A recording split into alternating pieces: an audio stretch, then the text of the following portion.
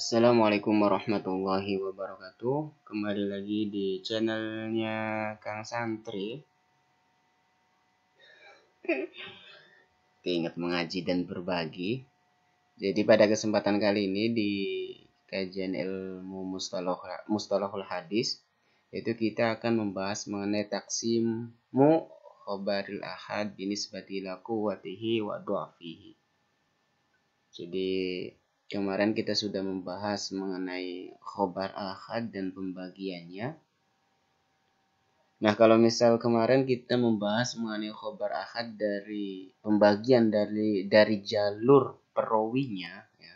Ketika misal rawi meriwayatkan hadis kepada 3 orang, maka itu disebut dengan hadis masyhur. Ketika yang menerimanya 2 orang, itu disebut dengan hadis aziz. Ketika yang menerimanya 1 orang, itu disebut hadis gharib, ya. Itu dilihat dari jalur perawinya. Jadi jalur periwayatan hadisnya itu.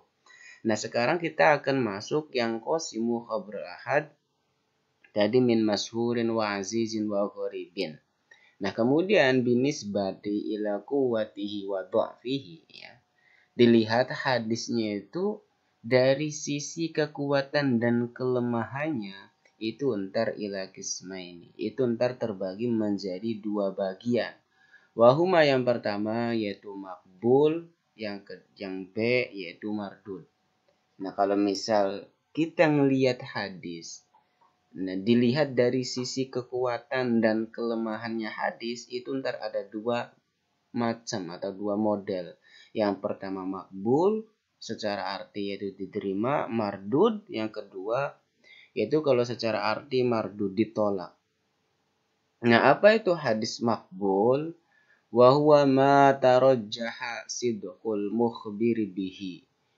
Ma itu hadis tarajjaha yang mengunggulkan, tarajjaha yang unggul, opo sidqul mukhbiri, kebenaran orang yang memberitahu bihi terhadap hadis. Jadi kebenaran orang yang menyampaikan kabar itu tarajjaha. Ya bisa dipercaya gitu loh.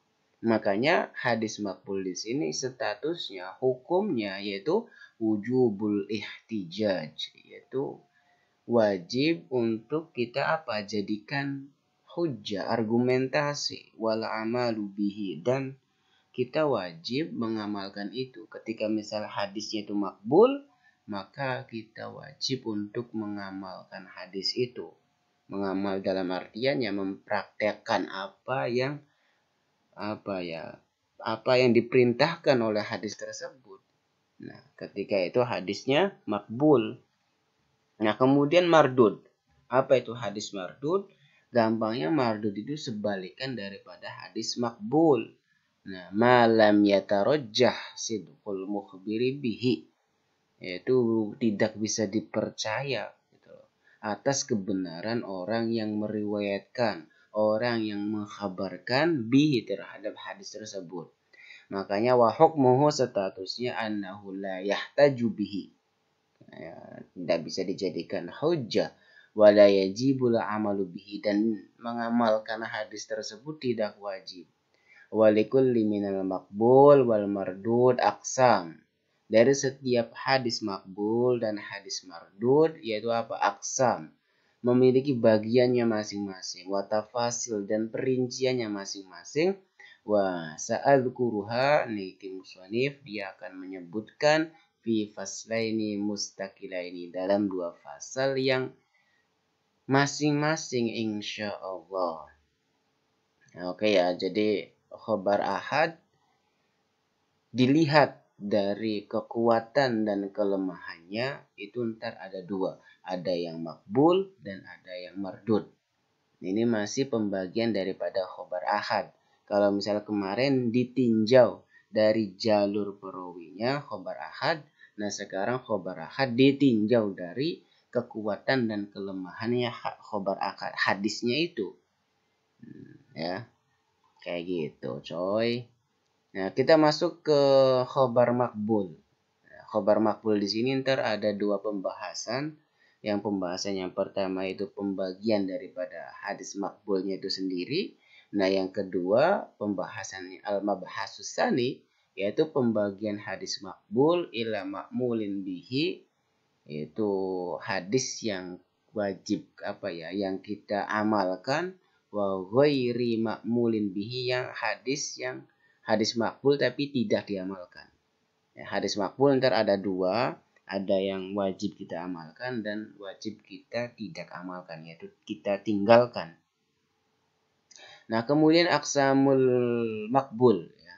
Yang pertama tadi di sini aqsamul makbul. Yaqsumu al makbul bin nisbati ila tafawuti maratibihi ila qismaini ra'isaini.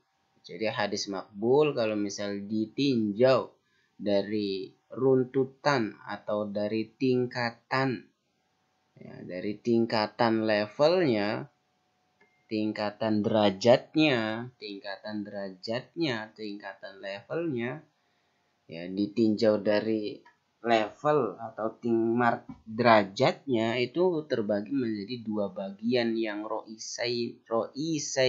ro'isiyaini, yang pokok. Ya. Yang pertama ada sahih dan hasan. Jadi hadis makbul kalau misal dilihat dari derajat hadisnya itu, ntar ada dua, ada sahih dan ada hasan. Nah, wa kullu minhuma, nah dari setiap dari keduanya sahih dan hasan itu yaqsumu ila qismaini, terbagi juga itu kepada dua bagian. Yang pertama lidzatihi, yang kedua wali ghairihi. Jadi dari setiap dua ini memiliki dua bagiannya lagi.